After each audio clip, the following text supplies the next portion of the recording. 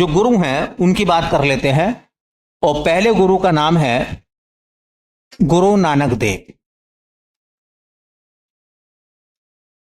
गुरु नानक देव, मैंने जैसा बताया 1469 में उनका जन्म हुआ और 1539 में उनकी डेथ हो गई थी।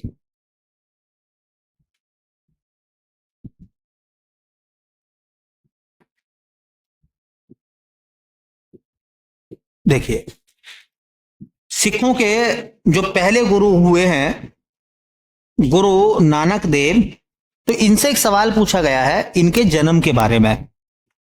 इनसे सवाल यह पूछा गया है कि गुरु नानक देव का जन्म कब हुआ था। गुरु नानक देव का जन्म कब हुआ था? तो भैया इनका जो जन्म हुआ था वो हुआ था 1469 में। 1469 ईस्वी में इनका जन्म हुआ था। और देखो, इनका जो जन्म दिवस है वो मनाया जाता है प्रकाश पर्व के रूप में। प्रकाश पर्व। अब ये सवाल ऐसा पूछा जाता है कि किसका जन्मदिन प्रकाश पर्व के रूप में मनाया जाता है? तो गुरु नानक देव। गुरु नानक देव के जन्मदिन को सिख समुदाय के लोग किस रूप में सेलिब्रेट करते हैं? प्रकाश पर्व। याद रखेंगे, प्रकाश पर्व किस धर्म का एक त्योहार है? मैं बताऊंगा, बस आप फिलहाल तो इतना याद रखो, प्रकाश पर्व किस धर्म का एक त्योहार है? तो सिख धर्म का। और किस गुरु का जन्मदिन है? गुरु नानक देव, है ना। गुरु नानक देव का जन्म।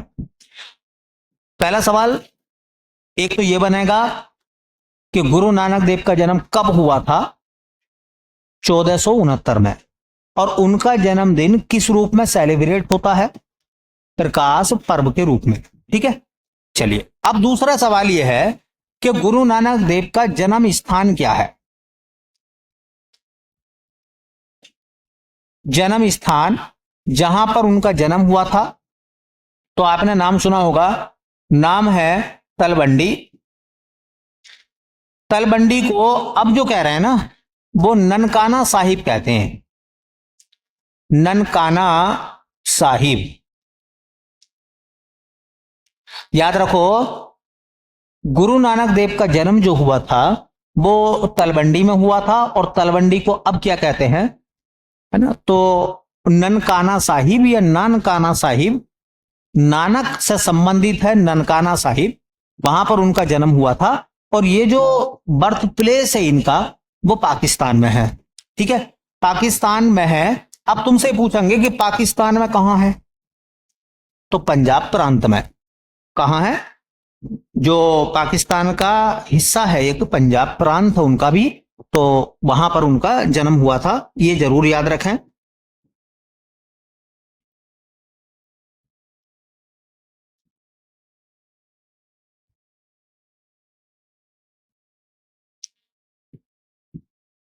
देखिए, अब सवाल ये निकल कर आता है, सवाल ये पूछा था कि गुरु नानक की जीवनी का जो स्रोत है वो क्या है? कहां से इनके जन्म के बारे में जानकारी मिलती है? जीवन परिचय इनका कहां से मिलता है?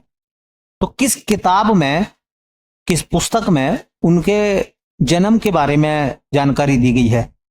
ठीक है, तो उसको नाम दिया गया भैया जन्म सखिया। याद रखेंगे, ये सवाल एसएससी ने मालूम करा।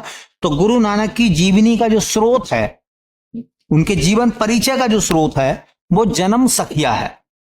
तो याद रखें, ये सवाल बहुत इंपॉर्टेंट है। गुरु नानक की, गुरु नानक देव की जीवनी का स्रोत, जीवनी का स्रोत क्या है? तो उसको कहते हैं बेटा जन्म, ऐसे लिखेंगे जन्म सखिया। जन्म सखिया कहते हैं उसको, ऐसा नोट करेंगे। अब ये देखो, ये जो सवाल है ना ये इंपॉर्टेंट कितना है, क्योंकि बहुत कम बच्चों को इसके बारे में जानकारी होगी। समझ रहे हैं ना। अब क्या है कि सवाल के नंबर तो बराबर ही मिलते हैं, अब हल्का सवाल है वो तो सभी कर देंगे, भारी सवाल कहां से ढूंढा जाएगा फिर। तो गुरु नानक देव की जीवनी का स्रोत क्या है, मतलब इसका मतलब यह है कि कौन सी किताबें हैं जिनके बारे में नानक के जीवन परिचय के बारे में लिखा गया है। तो किताब का नाम क्या है, जन्म सखियां। ऐसी देखो, कहते हैं कि जो गुरु नानक देव थे, गुरु नानक देव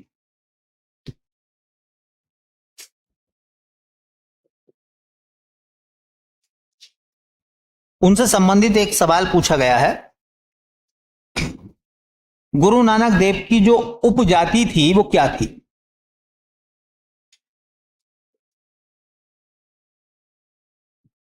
हिंदुओं में आपने एक नाम सुना होगा, खत्री। खत्री होते हैं ना, जिन्हें खत्री शब्द का तत्सम जो है वो क्षत्रिय होता है। खत्री तद्भव है और क्षत्रिय जो है वो तत्सम है। तो क्षत्रिय होते थे जिनको बाद में चलकर खत्री बोला गया, उसकी उपजाति होती थी बेदी। तो गुरु नानक देव की जो उपजाति है वो क्या है, वेदी है। ये भी याद रखेंगे। ये एक बार सवाल पूछा गया था जब मैच कराया गया, तो कुछ सिख गुरु थे और उनकी उपजातियों को मैच कराया गया था, तो कितना मुश्किल हो जाएगा सवाल फिर, है ना। 4 सिख गुरु थे, उनकी उपजातियां थी, वो मैच कराई गई थी। अब देखो, सिखों के जो पहले गुरु हैं वो वेदी हैं। सिखों के दूसरे गुरु गुरु अंगद हैं, उनकी उपजाति कुछ अलग है। सिखों के तीसरे गुरु गुरु अमरदास हैं, उनकी उपजाति कुछ और है। सिखों के चौथे गुरु गुरु रामदास हैं, उनकी उपजाति कुछ और है। और इसके बाद सबकी उपजाति एक ही है। तो 4 ही तो उपजाति याद रखनी पड़ेंगी फिर आपको। भाई, सिखों के चौथे गुरु गुरु रामदास ने गुरु पद को पैतृक बना दिया था, तो जो भी गुरु की पदवी जिसने भी धारण करी वो एक ही जाति के होंगे फिर।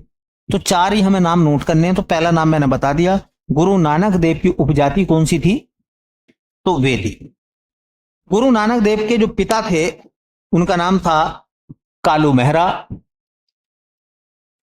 कभी कभी ऐसे नाम आ जाते हैं, तो पिता का जो नाम था उनका नाम था कालू मेहरा,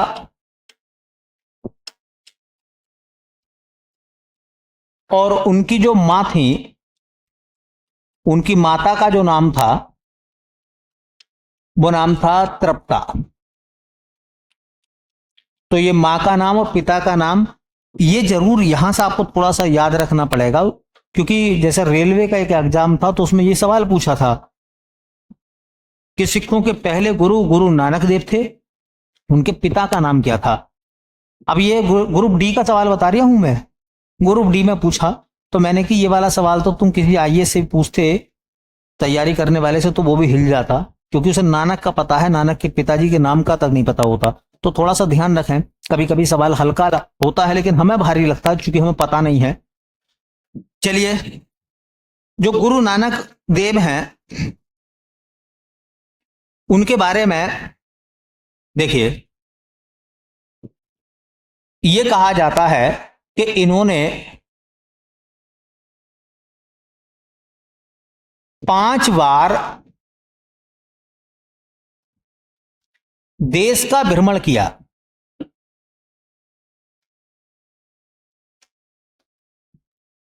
5 बार देश का भ्रमण किया, जिसे उदासीस कहा जाता है।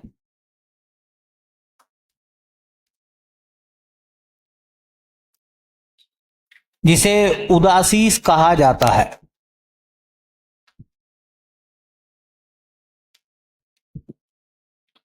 उदासीस का मतलब होता है, उदासीस का मतलब सिख संप्रदाय में है यात्रा।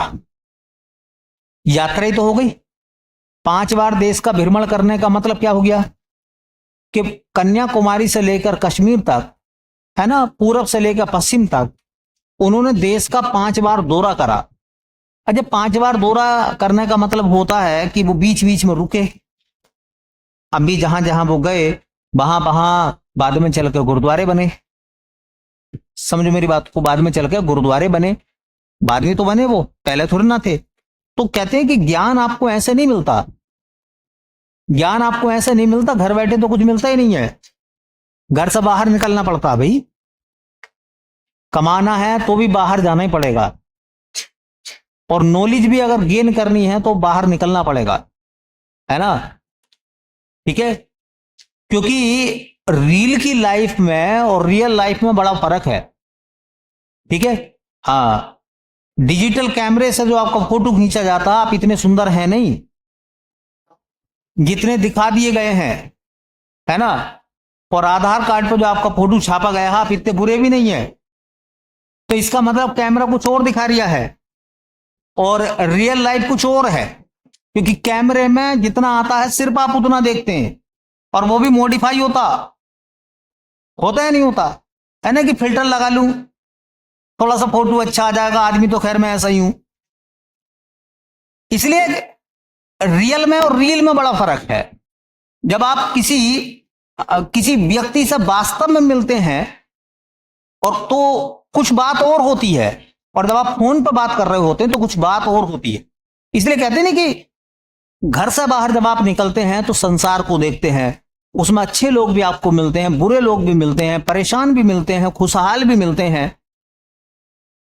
तो फिर आपका जो मन है उसके अंदर एक नया बीज अंकुरित होता है, आप कुछ नया सोच रहे होते हैं, आप कुछ नया ढूंढ रहे होते हैं फिर। ठीक है, आपने नाम सुना होगा कि ठहरा हुआ तो पानी भी गंदा होता है। इसलिए जिंदगी का जो सफर है वो चलने के लिए है। 5 बार दौरा करा इन्होंने, क्यों दौरा करा? चीजों को देखने के लिए। मन में जो सवाल उठ रहे थे, कहते नहीं कि दुनिया का सबसे बड़ा सवाल अपना खुद का सवाल है, और वो ऐसा सवाल जिसका जवाब आपके पास ना हो। ठीक है, जैसे कि बहुत बार सवाल दिमाग में उठता है कि सृष्टि की रचना की गई है, भगवान ने सृष्टि को रचा है। ठीक है, तो हम कभी कभी सोच लेते हैं कि सृष्टि को भगवान ने रचा है, इसका मतलब हम सब प्रभु की रचनाएं हैं। फिर हम पढ़ते हैं दूसरा हिस्सा अध्यात्म में कि आत्मा अजर और अमर है। इसका मतलब हम पहले भी थे, हमारी आत्मा पहले भी थी, शरीर पता नहीं कौन सा था, लेकिन जब सृष्टि की रचना नहीं हुई थी तो हम कहां थे भाई? जब सृष्टि की रचना नहीं हुई थी तो हम कहां थे भाई? जब आत्मा अजर और अमर है तो इसका मतलब ये एनर्जी पहले भी थी। आत्मा मतलब एनर्जी पहले भी थी, लेकिन सृष्टि की रचना भगवान ने करी है, तो रचना से पहले हम कहां थे? बड़े सारे सवाल। तो यहां का ऐसे सवाल हमारे दिमाग में बैठ जाते हैं जहां हमारे पास खुद भी जवाब नहीं है। इनका जवाब खोजने के लिए ना लोग गुरुओं की शरण में जाते हैं, लोग अध्यात्म का सहारा लेते हैं। ये एक बेचैनी है जो अपने अंदर पनपने वाले सवालों के जवाब ना मिलने से इंसान को परेशान कर देती है। बुद्ध के बारे में भी आपने सुना है ना, कि बुद्ध ने 4 दृश्य जीवन में देखे और जीवन पलट गया है। जीवन में 4 दृश्य बुद्ध ने देखे और पूरा जीवन ही पलट गया। जीवन ऐसा पलटा कि बुद्ध अमर हो गए, ऐसा जीवन पलटा। तो ऐसे ही इन्होंने क्या काम करा, देश का 5 बार भ्रमण करा। भ्रमण करने का मतलब है चीजों को देखा, जाना, जो अपने अंदर उठने वाले सवाल थे उन सवालों को खोजा, उनके आंसर को खोजा। ठीक है, तब कहते हैं जब आप किसी सॉल्यूशन पर चले जाते हैं, किसी निष्कर्ष पर चले जाते हैं, तो फिर आप ज्ञानी बन जाते हैं। ठीक है, ज्ञानी बन जाते हैं। आपने पढ़ा भी होगा कि वो एक दोहा लिखते हैं कि आछे दिन पाछे गए, आछे दिन पाछे गए, हरि से किया ना हेत। अच्छे दिन तो पीछे चले गए, हरि से किया ना हेत, अब पछताए होत क्या जब चिड़िया चुग गई खेत। हम क्या सोचते हैं? हम सोचते हैं कि चलो ईश्वर का नाम ले लेंगे, थोड़ा कमा खा लें, है? और इस कमाने खाने के चक्कर में ये पता नहीं चलता कि जिंदगी के 65 साल 70 साल हमने कब खत्म कर दिए। और एक दिन ऐसा होता है इस कमाई के चक्कर में लगे डायबिटीज के पेशेंट, हार्ट के पेशेंट, और पता नहीं किन किन बीमारियों का रिश्ता हमसे जुड़ गया, और हम एक दिन कुर्सी पे या खाट पे बैठ जाते हैं, फिर अब नहीं उठा जाता, है ना। अब किसी तीर्थ यात्रा के लायक नहीं बचे हैं। ठीक है, तो वो लिखते हैं कि ऐसे अब क्या करना है। फिर आदमी मलाल करता है कि मैंने जीवन भर पता नहीं क्या क्या करा, लेकिन वो नहीं करा जो करना चाहिए था आत्मा की संतुष्टि के लिए। तो वो लिखते हैं कि हाँ, आछे दिन पाछे गए। भैया अच्छे दिन तो पीछे निकल गए है, किया ना हरि सहेत, ईश्वर से प्रेम ही नहीं करा, क्योंकि प्रेम तो हरे गुलाबी लाल बैंगनी से था। अरे नोट नोट है ना, हाँ नोट, पर्स ना गिरे चाहे मैं गिर जाऊं है। आछे दिन पाछे गए, किया ना हरि सहेत, अब पछताए होत क्या, अब मलाल करने से क्या फायदा, जब चिड़िया चुग गई खेत, अब दाने बचे ही नहीं तो उगेगा भी कुछ नहीं अब। ठीक है, तो उनको ज्ञान की प्राप्ति हुई 1496 में। ज्ञान की प्राप्ति उनको होती है 1496 में। देखो जन्म का उल्टा, जन्म हुआ था 69 में और ज्ञान मिला 96 में। ज्ञान की प्राप्ति हुई और वो दिन था कार्तिक पूर्णिमा। कार्तिक पूर्णिमा, इसलिए तुम देखोगे सिखों में पूर्णिमा का बहुत महत्व है। हमारे यहां पूर्णमासी कहते हैं और हमारे यहां भी बहुत सारे लोग हर पूर्णमासी को गंगा जी नहा कर आते हैं, स्नान करके आते हैं, उद्धार करते हैं अपना। ठीक है, तो पूर्णमासी का महत्व जो है सिखों में ज्यादा है, इसलिए याद रखना कार्तिक पूर्णिमा को उनके यहां त्योहार मनाया जाता है। कार्तिक पूर्णिमा किस धर्म का एक त्योहार है, फेस्टिवल है, और ये सिख धर्म में इसी वजह से मनाया जाता है क्योंकि इस समय गुरु नानक देव को ज्ञान मिला था। ठीक है, 1496 में मुगल इस समय तक नहीं आए थे, मैं आपको बता दूं, मुगल नहीं आए थे। मुगल तो 1500 है ना 26 में पहला युद्ध होगा पानीपत का, तो उस समय राजा था सिकंदर लोदी। किसके समय में ज्ञान मिला था? सिकंदर लोदी के समय पर उनको ज्ञान मिला था। अब ज्ञान क्या है? देखिए ज्ञान क्या है, लोग ज्ञान बांट भी रहे हैं, ज्ञान ले भी रहे हैं। ज्ञान है अपने अंदर उठने वाले सवालों का जवाब।